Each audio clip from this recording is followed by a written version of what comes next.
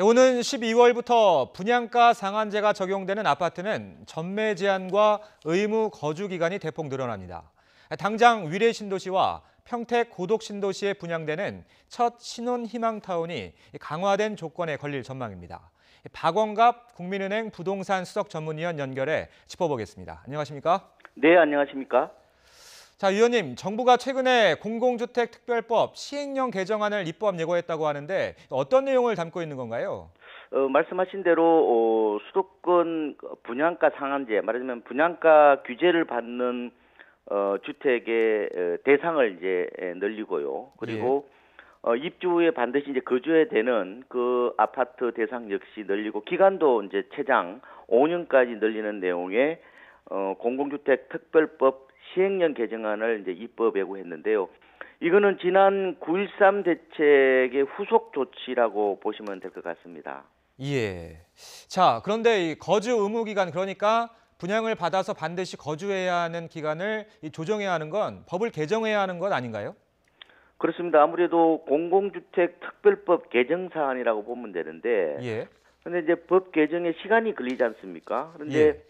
연말에 이제 고덕과 그 위례에서 신혼희망타운이 이제 분양될 예정인데 이게 이제 대박이라는 얘기가 나오잖아요. 그러다 보니까 규제가 예. 너무 허술하다. 예. 그래서 실수요 중심으로 분양을 받도록 해야 된다. 뭐 이런 인식들이 반영이 된 게 아닌가 싶어요. 그래서 법 개정 이전에 시행령부터 먼저 개정하자는 거죠. 그래서 예. 시행령은 국회를 거치지 않고 국무회의만 이제 거치면은 한 달 정도면 시행할 수 있지 않습니까? 예. 그래서 이런 의미라고 보시면 될 것 같습니다. 예.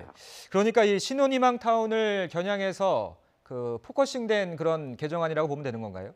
네, 그렇습니다. 예. 자, 그러면은 하나하나 짚어보겠습니다. 이 거주 의무 대상과 기간이 모두 늘어난다고 하는데 먼저 대상은 어떻게 늘어나는 건가요? 일단은 그 규제가 좀 더 강화됐다고 보시면 되는데요. 예. 지금은 전체 면적의 50% 이상이 이제 그린벨트다. 개발 제한 구역이라면은 이게 이제 의무 거주 요건이 들어가는데 이걸 좀 더 강화해서 이 개정안은 그린벨트가 아니더라도요.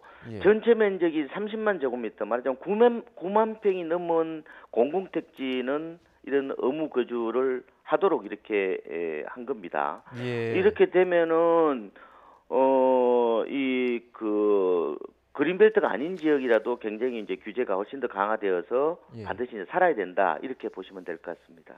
예. 그래서 이제 그러니까 의무 거주 기간이 최장 5년까지 늘어난다고요? 그렇습니다. 이게 이제 의무 거주 기간이 주변 시세에 따라서 좀 다르거든요. 예. 그래서 분양가가 주변 시세의 70% 미만인 경우는 예. 3년에서 5년으로 늘어나게 되고 70에서 85% 수준이라면은 2년에서 3년 또 늘어나게 되고 뭐 인근 시세가 85%에서 100% 그러니까 뭐 큰 차이가 없다 이럴 경우 1년으로 종전과 차이가 없다고 보면 되고요. 그러니까 예. 집값이 쌀수록 오래 이제 거주하라. 예. 아무래도 싸게 주니까 투자 목적보다 실거주 목적으로 분양받아라는 어떤 메시지라고 보시면 될 것 같습니다. 예. 자, 그러면은 지금 12월에 분양받는 신혼희망 타운은 주변 시세의 70%보다 그 낮은 가격으로 분양받게 되는 건가요? 그렇게 전망되는 건가요? 일단은 위례 신도시는 주변 예. 시세보다 70% 이하가 확실해 보이고요. 예. 근데 고덕 신도시 이게 평택에 있는 거지 않습니까? 예. 이거는 반드시 70% 이하가 아닐 수도 있다. 뭐 이런 아하. 얘기를 하는데 이거는 막상 뚜껑을 좀 더 열어 봐야 될 것 같다는 생각이 들어요. 물론 지금 국토부에서는 분양가는 지금 어느 정도 제시를 해놓고 있는 상황이거든요. 예. 위례 같은 경우가 한 508가구, 고덕에서 874가구를 분양할 예정인데 예.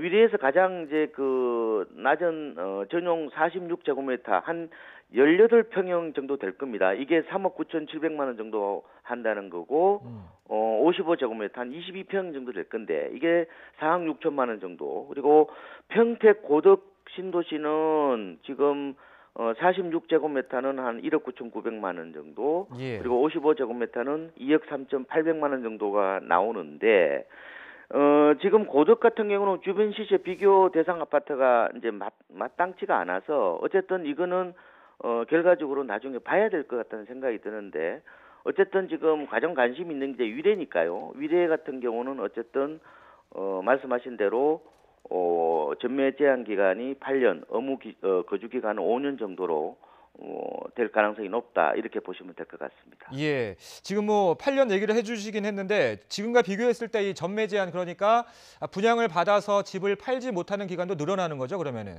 그렇습니다. 예. 그러니까 이제 전매 제한 기간하고 의무 거주 요건이 중복되는 경우가 있겠죠. 예. 근데 이제 아까 지금 분양가가 70% 미만이면은 8년이라고 했다는 것은 이거는 분양 계약 후 8년이라고 보시면 되고요.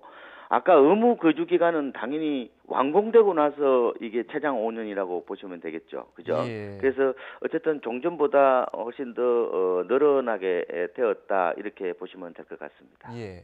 자, 위원님께서도 말씀을 하긴 하셨는데 신혼희망타운이 애초에 로또 분양이다 뭐 이런 표현도 있었잖아요. 투기를 차단한다는 점에서는 좀 바람직한 것 같긴 한데 자발적으로 떠나지 않게 그렇게 만드는 방안도 좀 필요하지 않을까요?